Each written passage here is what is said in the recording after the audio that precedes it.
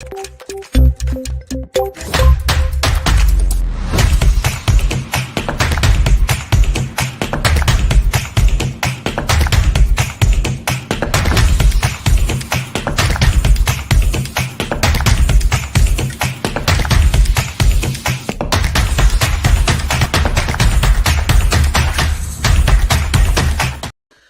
everyone. Welcome to today's show. And if you're joining for the first time, this is part of our industry series for which we meet every Tuesday at 5:30 p.m. Eastern. We review one vendor or the solution. And today we have a very interesting and probably unknown vendor, unless not vendor solution, unless you come from this industry. This is a very unique niche industry. And this is definitely a very unique solution as well. So we are going to have a lot of fun discussing that. Before we do that, we are going to start with everybody's intros. I am going to start with my intro. If you don't know me, Sam Gupta, principal at Elevate IQ. Elevate IQ is the independent ERP and digital transformation consulting firm. On that note, I am going to move to Dave for his intro. Yeah, thanks, Sam. Hi, everybody. My name is Dave Crysler, and I own an operations consulting business, working with leaders in manufacturing and distribution, helping them to systemize their business and drive operational efficiency, and come to you with more than 20 years of experience in operations, and excited to be here with y'all. Excited to review this solution today. Thanks for having me, Thank Sam. you so much for being here, Dave. Always appreciate you. Andy, can I ask you to introduce yourself next? Thank you so much, Sam, for inviting me, and it's great to see you, Dave. Happy New Year. Same. I've been involved in ERP software specifically for SMB type manufacturers all my life. I started in 1981, which is a long time ago, and I've worked all over North America. I lived in the U.S. for 11 years, although I'm born and raised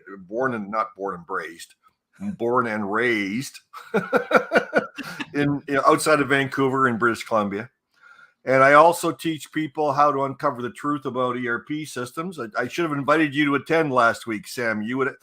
Dave was actually signed up, but he didn't get a chance. But I need to sign up for that. Well, yeah, you would have got a good laugh, if nothing else. I always tell people you might pull a nugget or two out to help you uncover the truth about ERP systems before you buy, but I'll guarantee I'll make you laugh. I'm positive about that as well. Thank you so much, Andy, for being here. And if you're in the audience and joining for the first time, make sure you guys post your questions and comments. We typically try to cover them during the show. And if you run out of time, then we'll make sure that you receive your answers. On that note, I am going to provide quick background about ECi as well as this solution. And then I would like to hear from you guys if you have any experience either in the industry or the similar patches. So ECi DDMSPLUS is a very unique solution, and there is a very loyal following of this solution. Okay, you would not believe how loyal the following is.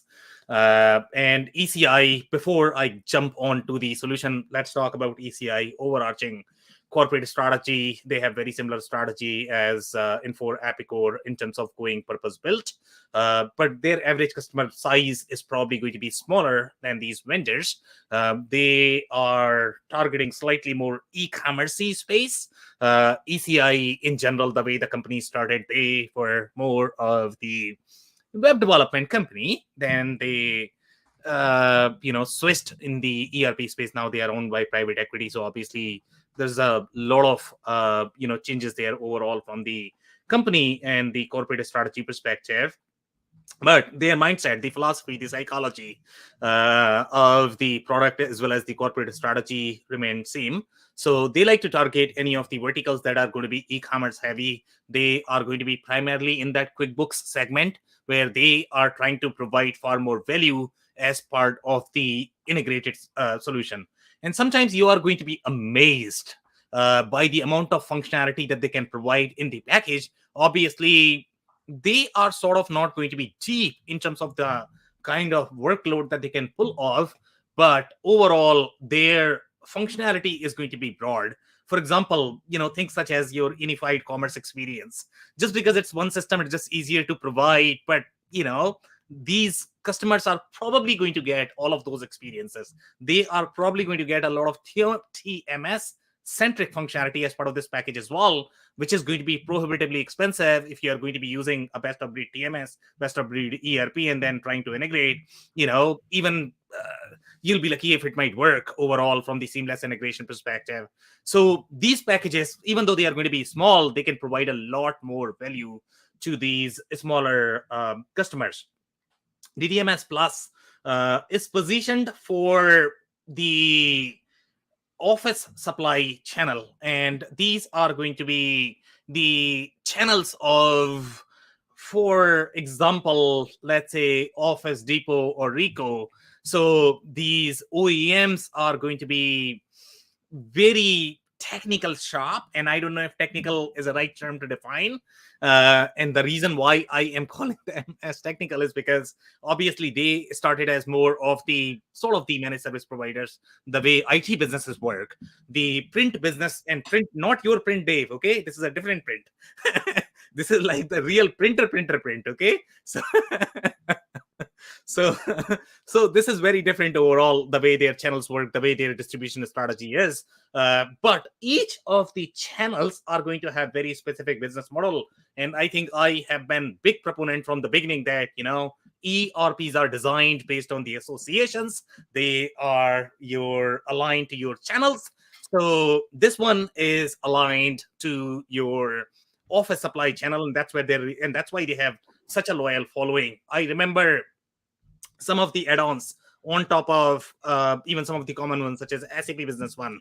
There used to be a system called Forza, okay? That was a very, very, very popular ERP system. People didn't even recognize SAP Business One name.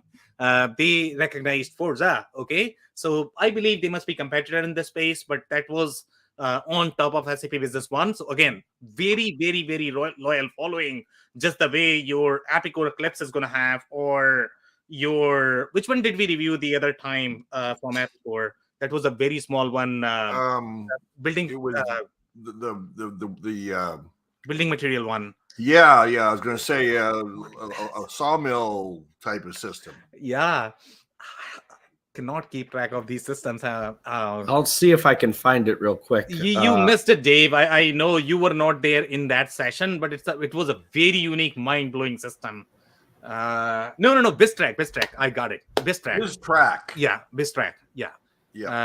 So BizTrack was very unique because of the kind of integrations that you are going to be needing in those spaces, the kind of workflows they are going to have. So BizTrack in general is very unique just because the kind of BIM you are going to have, the building information model, which is very different, okay? So this space is not as different. You are going to find a lot of similar integrations. You are going to have POD issues, and sometimes I wonder why they have POD in this particular space, to be honest, okay? So, but I mean, POD is very common even in this space. The more regionalized the business is going to be, the more POD they are going to have, because, customers sometimes, they just accept the delivery and they are going to say, I never received it. Send me another one. So that's why they need to have POD, in the auto part space, in this space. So that makes all of these things very challenging. So that's for the brief. I know we have not covered competition, technology. I can touch more, but I'll open up the floor for you guys. I don't really have anything to say, Sam. I'm looking forward to learning and analyzing totally objectively here today. Okay, amazing. Dave? Yeah, I mean, I kind of echo what Andy said. My only, I don't have any direct experience with this particular solution, but, as I look through the deck and kind of listen to your breakdown on there, I mean, there's definitely some of those, smaller kind of, I wouldn't even call them regional, right? They're really localized market distribution businesses. And in and around, what I've mostly seen is in and around that kind of, the janitorial, the break room supplies, the office products, those types of distribution businesses, and all of that functionality makes a tremendous amount of sense. And to me, it makes a tremendous amount of sense that this isn't, necessarily as robust as some of the more mainstream systems, just because you're in most cases probably not talking about a $15 million plus a year business. I would say in most scenarios. Yeah, great points. But in my experience in ND, I don't know if you have come across them in any of the deals. Since you covered manufacturing, you are not going to see them in manufacturing. They are prevalent in the distribution market for the most part. Right. Janitorial, I don't know if I have ever seen them in that market. In general, that's a very tricky market. They don't use any ERP systems, to be honest. Okay, it's very hard to penetrate that market. The way it works, they'll always pick up your call, but they will not use any ERP system. That's a very interesting market. Okay. Yeah, I think that, and I don't know, Sam, depends on what you lump into that, but I've seen like in the like the machine, the uniform space. I see that what I had in my mind on the janitorial side is almost that combination distribution effort. Like in the print manufacturing space, we would have a lot of these companies would supply some corrugated material, some office type supplies, some break room type supplies, and along with that would be some janitorial items. I don't know if that was along the lines of what you were thinking, or more in that kind of linen type business, because I personally have seen a distinction in those two types of businesses. Yeah, and uniform is a very interesting layer, to be honest. Okay, and depending upon what they are doing with those uniforms, okay, if they are manufacturing, that's a different deal. Okay, yeah, 100%. Yeah, this would be like servicing the uniforms and the different types of linens, the shop towels and things like that. Yeah, if they are dealers, then I can see why this might work. But I mean, if they have the brick and mortar shops, it might be slightly difficult because they need merchandising capabilities if they have brick and mortar, because inventory planning is going to be there. But if you're simply supplying it to large offices, then that's going to be more of the field service play, as opposed to, it's not necessarily a field service. So it's sort of all over the place. I mean, the reason why there is a little commonality in these spaces, because there's going to be a lot of field service functionality that is going to be required. And typically traditional distribution software, they didn't have that. So this is more field service and less distribution. So that's where the real trick is. Yeah, that makes sense. But not as complex transactions from the field service perspective. The field service is going to be very common. I mean, you don't have field service as complex as your construction, where you need to do time entry, material entry, etc. It's going to be slightly easier. Any other comments, guys? No? Okay. So let's do some slides here. So here they are saying compete online with big box retailers. Okay, and this is very commoditized space. So obviously the big box retailers, what they are doing is they are doing their DTC strategy. Okay, they are going to be competing with the local distributors. Now, local distributors need to have the e-commerce presence, or they are out of the market because why would they work with them, right? So they typically work with them because of their relationship, because of local presence. But in the commoditized market, it's always going to be challenging. So some OEMs, what they are trying to do is they are trying to provide the web infrastructure for their channel, for their distributors. So in this particular patch, that might not be true just yet. They might pick up that later on. So, for example, let's say if you look at the auto parts space, they have started, all of my distributors, franchises, they are supposed to be using the platform that I provide. So you don't necessarily need an ERP system because your OEM is already providing you. But now that sort of creates the lock, because you are not an independent business. You are getting everything from your OEM. So what do you do for your business? And when you are going to be working with multiple vendors, then also there is going to be a challenge, because you need your own identity. And this is very similar to, for example, let's say if you look at ERP resellers, the way their business model is, they are very tied to just one particular vendor, and everything they are going to do, whatever their OEMs are going to say.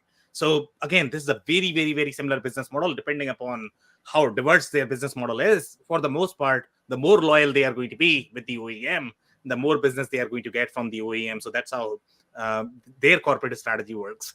So there are always going to be pros and cons of every single business model. So here they are talking about, in this particular space, at least, I think OEMs will figure out that they need to provide the infrastructure because they are going to get all of the data. But right now, it's probably not there, just because the space is not probably as mature.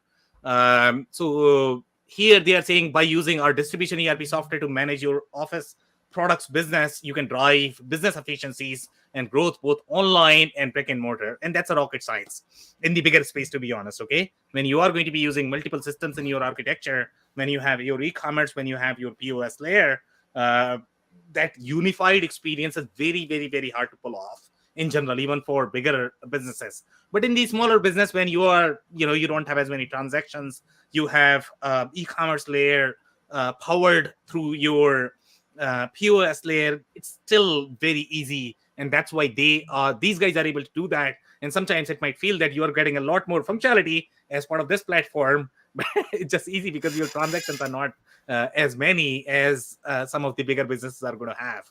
They have different problems. Any comments, guys, or shall I move on? No, that sounds good.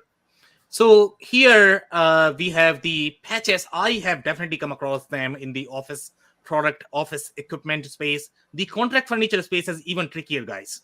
Okay, the contract furniture space in general, they go through very different processes. They are going to have similar CAD modeling. The way the exchange between your manufacturer and distributor is going to work. They have a little process for catalog exchange. So that's a very, very unique space as well.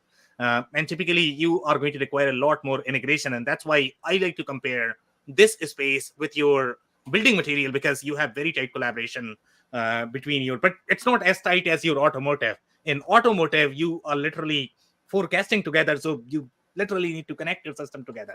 Here you are collaborating, but the collaboration is light. It's not as strong. Beverage and break room, that's a tricky one. I don't know what beverage is doing there, to be honest. I don't know how they can work on this ERP unless you're literally supplying bottles. Maybe you're thirsty. Yeah, I mean, but on a serious side, I guess they are probably replenishing vending machines. That's slightly easier process in my mind. The janitorial sanitation is a very interesting space as well. I think it's because of the field service capabilities. The IT consumables is another one that is very, very common. It's a very similar business model as your Ricos of the world. But now even these business models have become very complex because now they have the managed print offering. Okay, that's a very subscription-based business model. Okay, so I don't think these software is going to be enough when you are either selling or reselling your managed services offering, because traditionally it was just a box push that these industries did. But now it's very value-added offering, and the whole financial exchange that you are going to have is going to be very different. You have a lot more commission split issues there because you have a lot of more handshakes involved. So again, the business is evolving. So I don't know how many businesses can really be on the software, but for the smaller one, probably this is going to be okay. Some more comments here. Supplier integration, and this is where I was talking about integrating with major office products and furniture supplies. SP Richards and Ascendant, I guess I have heard of them. I mean, they are really involved overall from the integration perspective, and most furniture patches are going to ask for that integration, and that integration could be very involved. Now, this could be perceived as more of the punch-out integration, EDI integration, whatever you want to call it. Sometimes that could be very expensive for smaller shops, and the reason why DDMSPLUS works is because they are going to have these pre-baked integrations. If you want to buy an ERP product that is going to have all this, sometimes the VARs and ISVs, they are going to provide these integrations if they are focusing just on those patches. So that could be the other possibility that you might be able to get if you are not on board with this one. And that's where the SAP Business One Forza product comes in, I guess. Some more comments here. Distributed replenishment process, that's very similar to distribution. Manage multiple locations, very similar to retail. Epicor Profit 21 is probably going to be comparable there. Support multiple vendors, prices, purchase units of measure and item numbers for each product to streamline picking and packing operations. A complete tool set to manage complex furniture projects. Now, this is another challenge. So you have field service, you have the projects, but the projects were there in the building material one as well. BizTrack, we saw a project in the case of your HVAC patch as well in Epicor Eclipse. So it's very interesting because they need a lot in general. And that's why these packages work, because if you're going to be on QuickBooks, what are you going to do? 15,000 add-ons if you want to run your business. And this can provide a lot more. So here, through operational visibility, supply chain integration, detailed profitability management, everybody's going to have those buzzwords, to be honest. They don't mean a ton. But for a smaller business, you can get a lot. Broad functionality for managing contract billing. Can you believe this? Contract billing is very complex. And with the managed services offering, it's going to be even more complex in general. So we are talking about scenarios of Zora of the world, okay? It gets very involved in terms of ASC 606 compliance. Smaller businesses, I don't know how good they are going to be with ASC 606, but for the most part, if you are decent sized business, then, if you are being audited, then you have to comply and you have to account for your revenue appropriately. So again, I don't know how much they can do, but they seem to have something there. Anything else? No, I think I'm good. Any comments? Well, it's interesting they include it, and they emphasize this a couple times about project management capabilities. It doesn't seem, you wouldn't normally think about project management in line with, selling to big box retailers, but it's interesting.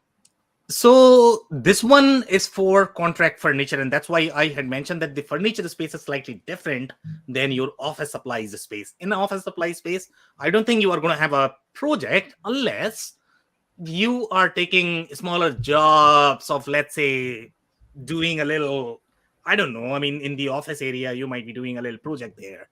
If you're doing, but for the most part, in the office supply space, you're not going to see those things. No. Let's say if you're building a little conference room, not the real construction, but just assembly.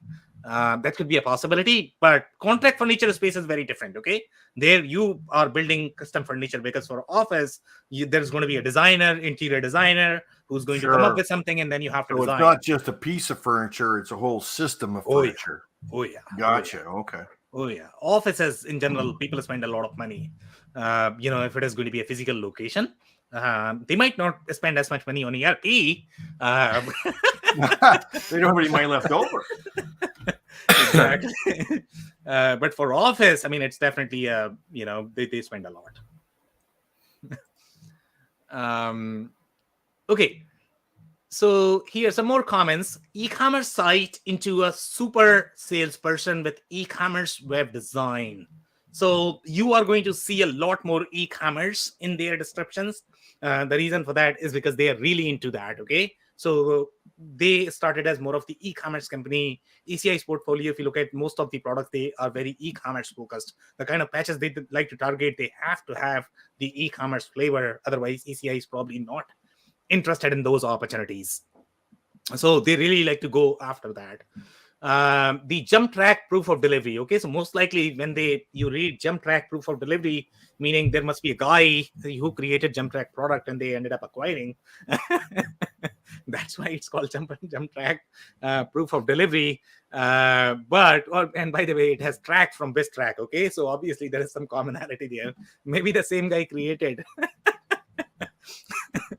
Because there is a lot common in the BizTrack space and this space. So proof of delivery, again, I think this is more of a trust issue process issue, but this is how the industry operated, and they have to get that. Otherwise, it's a huge issue. And what is the name of the process? And you guys can remind me. I think this is called dispatch to receive. That's a very TMS centric process. So once you dispatch, typically most ERP system, they are like, okay, I'm done. Go on TMS, you do your job. But that's where the real problem starts. You have to dispatch, you have to schedule your fleets, and then finally when you deliver to the customer, then you are supposed to get the signature, and that signature is going to be, that's what is going to account for. And I think in Best Track product we had seen the whole process was different. Okay, the way you sort of package your product was very, very, very different from the way ERP systems would do it. Okay, so you were literally when you were picking and packing, what you were doing is you were literally picking and packing on the delivery receipt, the way your fleets are going to be configured. So very, very, very different business processes, the way these businesses are structured. And sometimes even, I'm pretty sure even these guys might be doing the same thing because that's how they think about this. Okay, they are not as busy in the warehouse. So for them, warehouse is a car. Because that's what delivers. Okay, so they are going to be packing on the car and they are going to be delivering, because you need to keep track of where you need to do the route planning. So they are far busier. Or a truck or something like that. Exactly. They don't care for how the warehouse processes work, because they don't have as much efficiency. They might have a very small warehouse and they might pick whatever. But then in your carrier or in your truck, you are spending on fuel. So you still have to do route planning. So that's why they are extremely particular about how this is going to be packaged. But very interesting business in general. What else do we have here? Product details from any mobile device, including tablets and smartphones. And again, that's a very unified commerce experience. Okay. You might not be able to get that even if you are going to be spending, let's say, $10 million on the infrastructure. But I mean, at this level, things are still okay when you are operating on one system. The problems start when you are going to have multiple systems in your architecture. If you are going to use just one, and this is where these guys are really good, to be honest. That's what they are trying to do. They are trying to help small and medium-sized businesses in providing just one system, okay, for everything, end to end. So you can get a lot more. The moment you are going to have the best of breed, you are not going to get as much value from these guys. Then you have the punch-out integration. Can you believe this? And punch-out, obviously, you are probably going to hear these things in the enterprise space. But the reason why they have to have this is because their OEMs might be mandating that, if you cannot integrate with punch-out, I'm not going to work with you. So if you want to win those larger accounts, you have to have punch-out integration. So that's why they are saying ideal for winning larger accounts. Punch-out integrations give your customers control over their purchasing activities on your site. So that's where that collaboration comes. It's not going to be as deep collaboration where you are doing forecasting the way you would do in automotive space, because there, because of your delivery, their production is going to be stopped in the automotive. Okay. So they are far serious in terms of who they want to work with. Here, that's okay. If you don't supply toilet tissue one day, not a big deal. You can go somewhere else, I guess, and buy them. Any comments, guys? No? Okay. To your customers' procurement system allows them to manage their purchasing and invoicing processes within their internal business software. Now, if you look at the payment processing, and this is going to be a concern for a lot of companies, because you are going to be limited with the options that you are going to get typically with these vendors, because again, they are providing you the fully packaged experience from everything from payment. So, you cannot pick and choose. It's going to be, okay, you take this or leave it. Okay. So let's say if you are very particular about which credit card you are going to be using or which payment processor are you going to be using, that's where the problem starts. Okay. So you are not going to have a ton of options if you use everything from ECi, Epicor, Infor. That's where these vendors are really, really good. That's where you are going to get a lot of value, especially if you are small, you cannot afford to integrate. But most businesses, they are probably going to overcomplicate their architecture. It could be because of political struggle, whatever the reasons may be, but they are probably going to be using 3 or 4 systems. And, that's where the real problems are. But here, the payment that you have to, it's very reasonable. $300 a month is what, like $3,000 a year? Well, that's saving $300 a month. So $3,600 a year, or $600 a year. It's like it's interesting they're advertising that small amount, because you would think that'd be insignificant. But these dealers are very small, Andy, in general. So you are looking at 5 million and below, or probably 3 million and below. Mm-hmm. So for them, that's probably a significant money. Yeah. Okay. Yeah. Okay, now let's look at the screen. Okay, the pitch always sounds fancy, right? It's like a dream. Now, that's what I tell people. The pitch is always beautiful. Once you look at the screen, okay, what's going on here? Okay, and it was very, very, very hard to find these screenshots, to be honest. You don't have any sort of demos because it's a recent acquisition, if I remember correctly. Okay, so obviously it's a very simple, lean product. It can do a lot, but very lean capabilities from the ERP perspective. So as you can see, like, these screens are not as busy. Now, obviously, they are going to sell it as very simple to use, very easy to use. Yeah, it looks like it's rather old, doesn't it? Yeah, I mean, technology is not going to be, I don't think they are investing in technology. Yeah, I don't think they are going to have as large customer base. So I don't know how many systems can they really afford to maintain, innovate, and implement in the cloud native technology. What's interesting about that, though, Sam, is even back to excuse me, one of your first slides, they still do talk about our cloud-based solution built for office product dealers like you, right down there at the bottom. So even with software, created in the 80s, it seems, they're still capturing the cloud-based solution. Everybody's cloud, Dave. Okay, so in this particular case as well, they might be cloud, to be honest. Okay, the way, and in most cases, at least, these products are probably going to be just hosted cloud, meaning they are hosting it in their data center. So that's the only difference. Sometimes you might require VPN, sometimes you might not.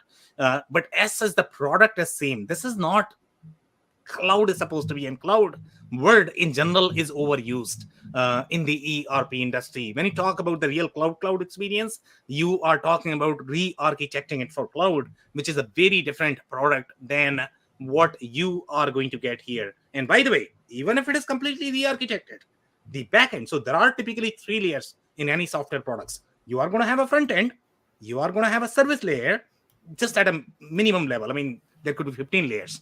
At a minimum level, you are going to have a front end, you are going to have some sort of service layer, and you are going to have a database layer. Okay. So most companies, what they have done, even if they might be on COBOL from the back end or mainframe, okay, the front end might be prettier. So the companies or the customers, the only thing they are going to see is those pretty screens. What's the risk in those situations, Sam? I mean, there's lots of systems out there. I mean, you mentioned about stating the cloud is overused. I'll profess that almost every definition in the ERP industry is overused. So here is my take, and I will ask a question to you, Andy, and tell me what your experience is going to be. Okay, so let's say you are looking at 2 cars. You have never bought a car. You don't understand. You are not a mechanic. You don't understand how cars are supposed to work. Okay, so you are looking at, let's say, 2023 Ferrari. Okay, you just don't understand, how big the brand is. Ferrari, okay, it might look a daily sexy. Driver Ferrari. Exactly. Now let's talk about Nissan. Let's talk about Nissan Sentra, okay, and that is kept right by it, and you don't sort of understand. Maybe you are going to feel maybe Ferrari is prettier. Just because of the design and everything, you might feel that maybe you are going to get some benefit, but you are not sure why you are getting it. Okay, so here, Nissan Sentra 1996, and you have literally painted the way Ferrari looks. Okay, you have probably changed the body of how Ferrari looks. You have probably put the logo. That's not happening. Racing stripes. So if I do that, Andy, and you just don't know how cars are supposed to work, okay? So you tell me how the experience is going to feel. Let's say if you're driving a 1996 car with some cosmetic fixes. Well, I that's a really simplified metaphor, and I understand what you're describing there. But specifically, what is the risk to companies because every ERP on the planet says they're cloud today. It's like every system on the planet says they can do shop scheduling. Yeah. But you have to go into the covers to find out what that really means. So what is the risk for companies that think they're getting a cloud-based product, but really it's a single tenant or whatever it is? So let me tell you what is going to be the risk. Okay, now when you are going to be driving that car, so as soon as you are going to start, obviously it's not going to work. You have to try 5 times, keep rotating your key. Okay, so that's how ERP systems are going to work, because the underlying technology, what you are trying to do is you are trying the new fixes that are designed for the new world with the older technology underneath. Not compatible, guys. So what can happen? What can that result? Training time is going to be like 5x. Okay, it's going to be super frustrating for the users. The way the UIs are going to work, they are not going to be compliant with the modern design. So when you are going to be switching from, let's say, your Salesforce to those applications, it's going to feel as if you are in 1980s, even though it might look prettier. So there is a real financial loss there if you really account for the operational efficiency, how long it takes for you, okay, and how many times it's just a very different. I don't know how people can feel motivated in those kind of systems, to be honest. It's very frustrating in general. I don't know if you guys can relate with that or not. Yeah, the only thing you could relate with is that so many people out there have the credo of if it ain't broke, don't fix it. So if their new version now comes out in the cloud, whatever that means, they go with it. Yeah, and that's a problem. But think of the other employees who are going to be joining new. So your existing employees may be okay just because they have learned that they have been using it for the last 20 years. So obviously that change management piece is extremely trickier. Yeah. With them, they like to see the way things work. And sometimes it's also challenging for the vendors because they cannot lose that experience. Because those old employees, they still like that experience. So it's very, very, very tricky. Thanks. Okay. If you guys don't have anything else, then the other point I wanted to cover on this one is this is a very QuickBooks-like experience in general. The number of fields that you are going to have, they are very limited. It's, in my mind, even though these guys call this as ERP, it's not a real ERP. Okay, it's an app. There is a massive difference between an app and an ERP. ERP is supposed to be customizable. It is supposed to have thousands and sometimes millions of ways of doing things so that you can optimize your processes. This is an app. If you have to do a lot of things in this, then you are either coding from the back end. So again, designing an app is very easy. Any intern can design that. Designing an ERP that can work in many different situations, that can provide the business agility, is very different. Way more complex. Exactly. This is an app. It's not supposed to be an ERP. Okay, so here, the number of fields that you're going to have, I mean, that's good enough probably for dealers. I didn't notice anything different, to be honest, in this particular patch. Your NetSuite of the world will work. I just don't see any challenge why they could not work. The only challenge is going to be really those integrations, to be honest. So I didn't notice anything specific in terms of the business processes. The only differences are going to be really those integrations, as well as your POD, which is extremely challenging in general. Then the punch out integration, those are going to be challenges. But overall, from the data structure perspective, not much of a difference. Then here, we have some of the very interesting order statuses. Now, as you can see, these are very fixed as well. Typically, you want to at least have some flexibility there in terms of your order statuses, right? Because you might have very different order cycle, you might have very different financial cycle, you might have very different operational cycle, you might have very different sales cycle. So if you're not going to have that flexibility, then you are simply taking whatever you are taking, I guess, from the software perspective. So it's going to be a very rigid business model in general, but that's okay when you are really small.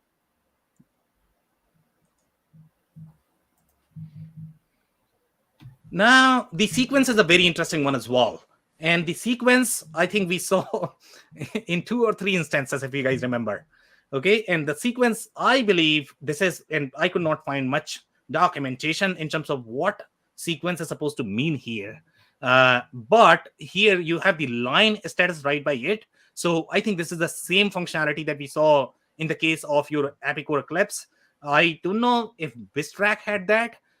But this is going to be relevant when you are sort of releasing, and this process is very common in a lot of different spaces where you are going to have this blanket order, and sometimes this is a process issue. Okay, so they are going to have a blanket order, but they need to release each time when the customer is going to call, hey, I need 100, I need 200.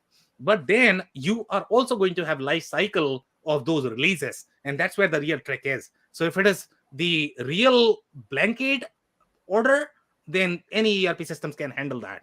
But when you are talking about the life cycle of each of those releases, it gets really tricky. I don't know if the mainstream ERP system can work. Then you probably need very thick IP on top of that, because that's a very thick development that you need to do. Again, it happens in this industry as well. So I think, any of the, I would say, the channel-centric spaces where they have to work with large OEMs because they don't have much of a cloud with OEMs. OEMs are going to say, this is what I want from you, do it, or I will work with somebody else. So I guess these guys need to comply with them, and that's why they have to have this. Okay, if you guys don't have any comment, I can keep going. No? Sure. So here, this review is coming from 7 months ago. And here they are saying, I've been with DDMS software with 5 companies starting in 1989. So this is probably coming from a consultant. And by the way, this consultant is in retail industry, 11 to 50 employees. And that's probably the right patch. Retail, they are saying, but retail in the office supply space. I currently work with 3 dealers in 3 different states to make sure, by the way, this is not going to be a pure play retail, because you are not going to have all of those merchandising issues here. You might be doing open to buy inventory planning, but that's probably the extent of it. I currently work with 3 dealers in 3 different states to make sure that DDMS works for the way they do business. I went from 23 employees doing 4 million a year to 14 employees doing 6 million a year. And in my mind, I think that's the average that you are looking at for this product. When you are in that patch, that's where you are going to get most value. But once you are going to be at roughly 10ish, then you probably will outgrow this. Now they are complaining about DDMSPLUS. The access to the data has become more complicated. So they are definitely doing a little bit of cloud version. That's why they are DDMSPLUS, I think, is meant to be more of cloud hosted in ECI's data center. So they are not providing access to data. Before that, they had access to data. So they were comfortable with it. But now they don't have that. So they are complaining about that. So they have a little play. I mean, they are probably utilizing all the things that are going to be in their favor from the cloud perspective. The more control you are going to have on data, the easier it is going to be for you to retain the customers. So OEMs are really smart in doing that. But obviously, you are going to lose a lot of control. So that's probably a con there for you. This is coming from 5 months ago. And here we have another con.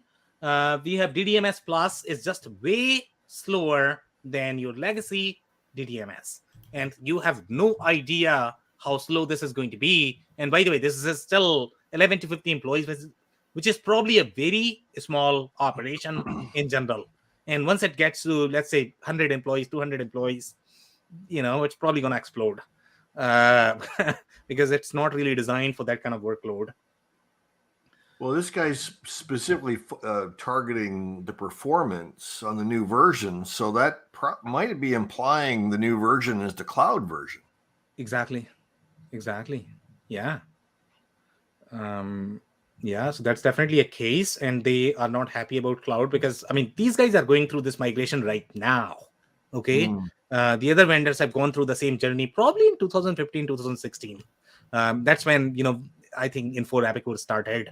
In general, you're right. Yeah. So these guys are just 6 years behind. Yeah, well, I've always found it when you're taking a legacy system and migrating it to the cloud, the performance is the first thing you notice. Yeah. Could not agree more. Some more comments here. 2020 DDMS legacy SQL based big brother. Okay, so seems like it is SQL based, which is fascinating. And here we are talking about director of information technology, mid market, 51,000 employees. Okay, now depending upon their transaction volume, I'm fascinated that they are able to use this. But everybody thinks ERP differently. Depending upon how they are going to be using it. Sometimes they are only using for financial reporting. You can probably do a lot of, even the enterprise companies can run on DDMS and they are not going to have a lot of problems. But, when you get into that operations planning MRP workload, that's where the real, play is overall from the performance perspective. So here, we don't know the scope of ERP in their implementation. So it's very hard to guess whether they are going to have problems or not. But here, one thing that these guys are on SQL, which is fascinating for a product as small as this one. They are on SQL based. I appreciate that in general. And ECi, I think, has made that change that everybody needs to be on SQL because of that data integrity that they would be needing. Otherwise, it's probably not an ERP, to be honest. Well, look at the size of this company, though. It's probably a pretty good size. That's what I'm saying. So depending upon how they are using and depending upon the depth of the transaction, how many transactions they have, because sometimes businesses could be all over the place, right? So it's very hard to compare that, okay, whatever worked for this guy, would it work for me?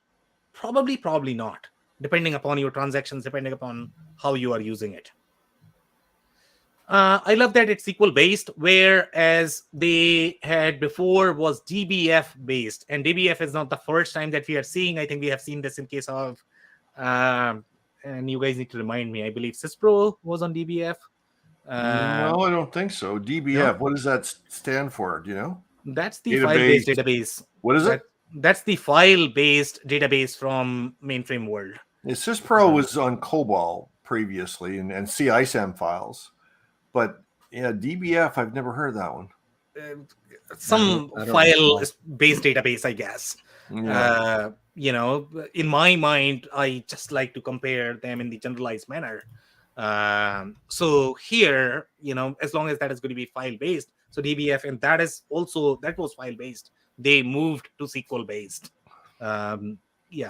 So sometimes the vendor could be different, the technology could be different, but the underlying principles are going to be similar in your file-based data structure versus your SQL-based data structure. I like the new Opus toolbox that puts Opus-related things right in one area, and I think that is the admin control that they are talking about. What is it? The admin in which? This is the admin control. Oh, admin control. Okay. Yeah. So they provided some sort of admin control that they have far more control in general. So it is a very similar concept as the way other cloud vendor has sort of provided the database access. You can create new fields, you can update your fields right within the application. If you go to Info or Epicor, they are either going to provide you a admin portal or the access is going to be available right inside the app, right? So here they have provided that. So that's why they are happy. But as such, the only thing you can do is you can really update your fields, create new fields, access those, but you are not going to have real IT capabilities to be able to do the scenarios that you were able to do, let's say in the IT days when you had a lot more control, where you can literally take the backup, spin off new instance, create new test instance. That's all not possible in the world of cloud. The next sentence is kind of interesting. I like that it's all web-based via RDP connection. Isn't that kind of an oxymoron? Exactly. And that's what I'm saying, guys. I mean, sometimes they are, no, it's pure cloud. RDP connection. RDP is look, we use an RDP. We have a VPN tunnel. We're use cloud. Yeah. VPN on cloud. Yeah. Oh my goodness. And this is the director of IT that wrote this too. Yeah. Yeah. And director of IT. No excuse. Exactly. So what do they dislike? They still have things in graphical DDMS that just kicks you to text-based DDMS. Can you believe this? Okay, so one time you are seeing a screen, all of a sudden you are going to get a blue screen. Not one that you like. Right, because the whole code is not migrated, and that's why this would happen. So the underlying technology is still very mainframe based, the way, and that's how. And sometimes they might have complete control on the UI layer, so that customers never sees that. But in the backend, you still have the same thing, same old. Okay, it's very dirty underneath, and when you are going to have the dirty laundry underneath, you are never going to feel comfortable in your new clothes. What a great analogy. Yeah. I can see Dave's eyes doing this. Oh my goodness. But it's really frustrating, guys. The people who really understand this, who can see things, see things through, for them, it's really uncomfortable, I'm telling you.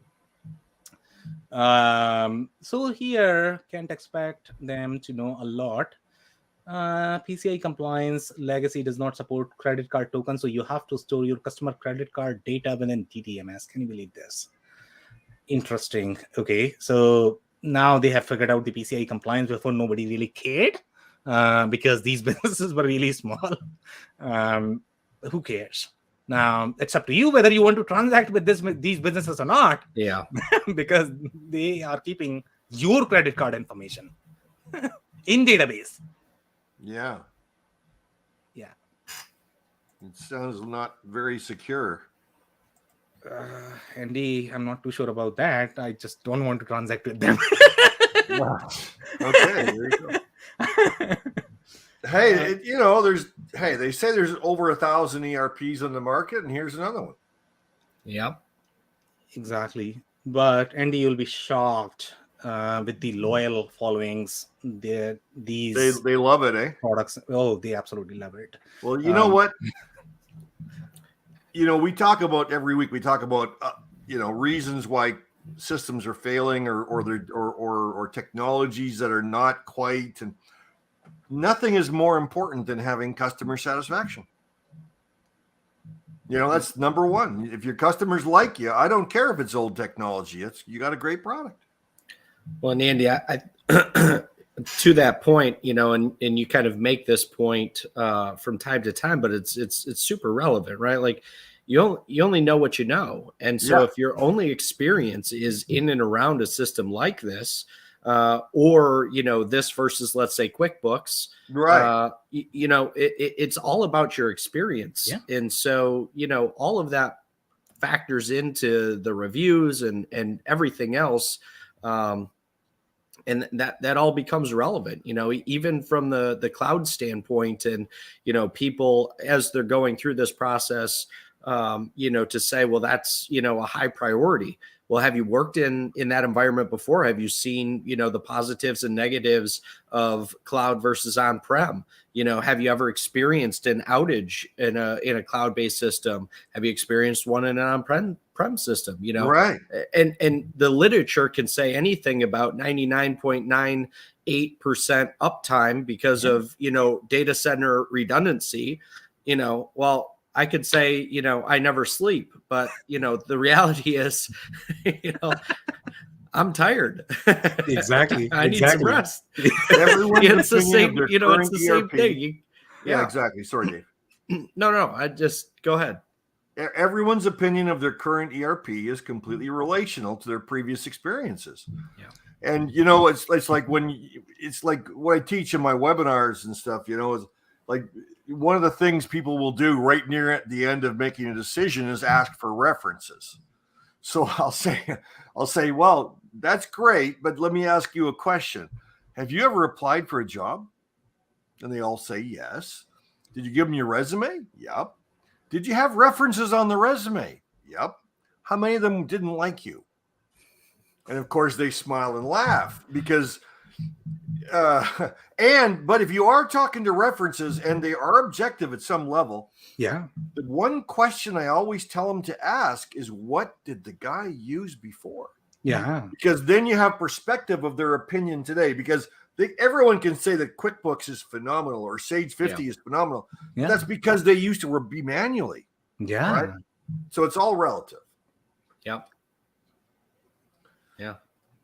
Dave, more commentary? No, not really. I mean, it's, I think to everybody's point and, similar things that we talk about, for the right fit, right? Like, and there's obviously a fit for a specific niche and a specific size business. You would probably be hard pressed to find something with a similar amount of functionality for the cost.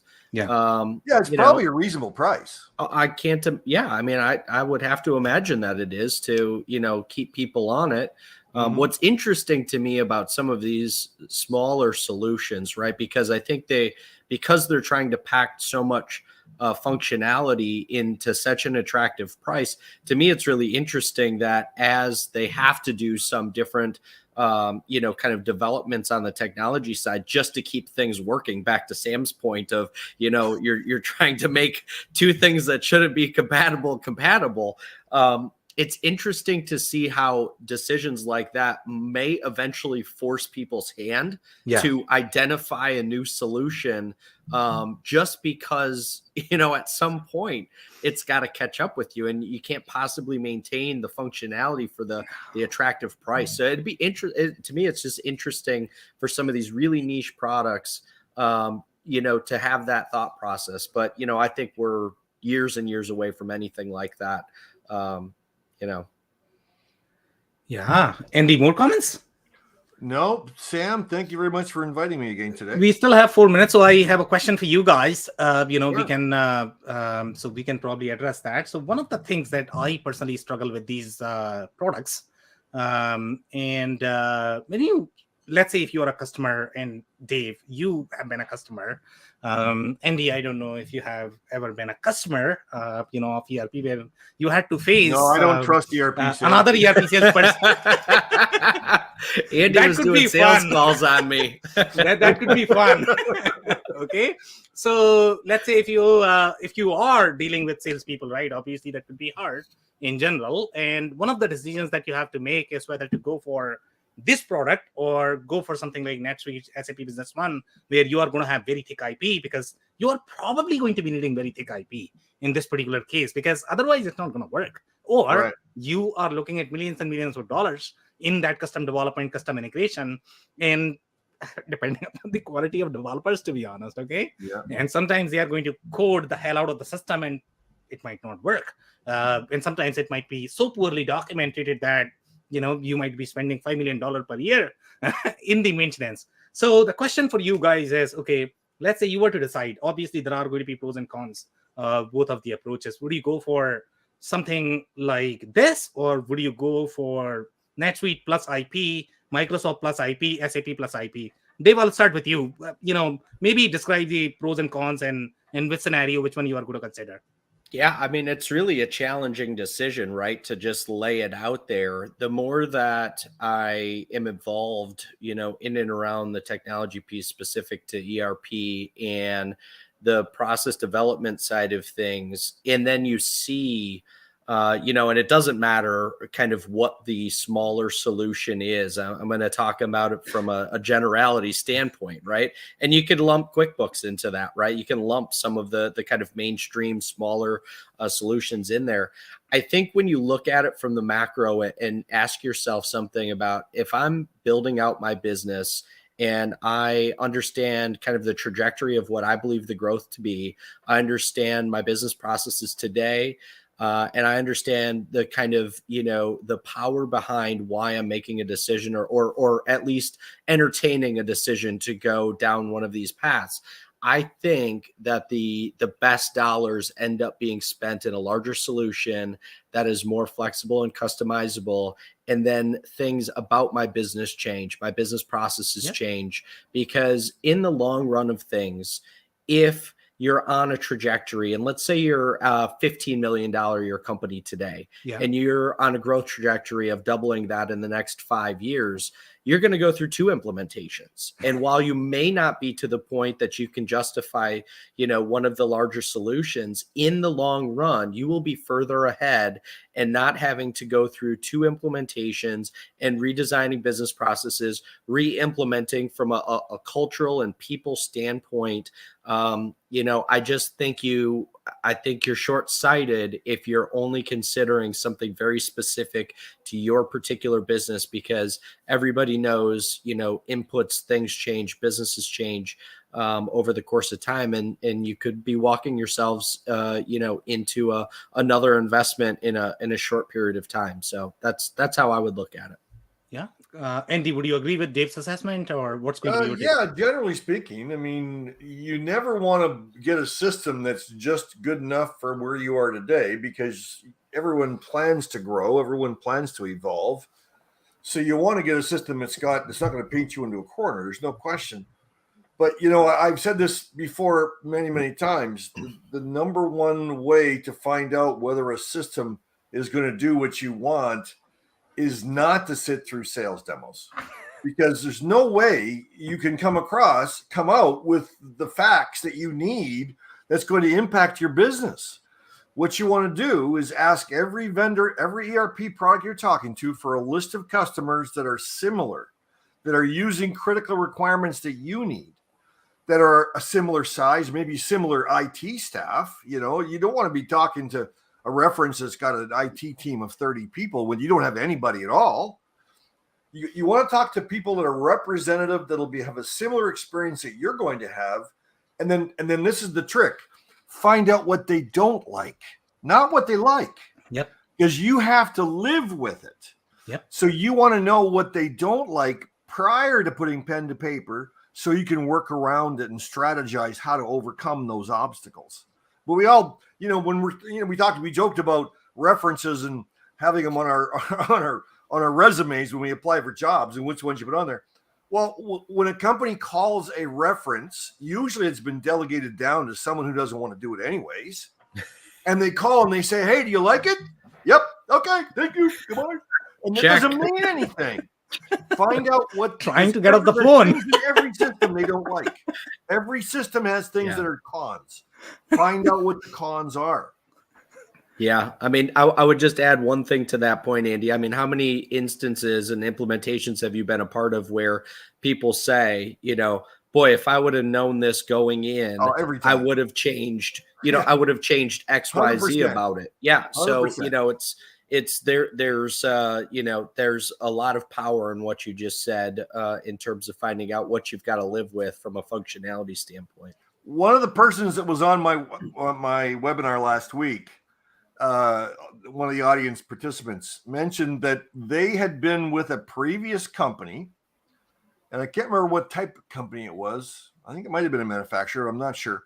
But they spent a year, a whole team, evaluating, sitting through demos, doing this, doing that.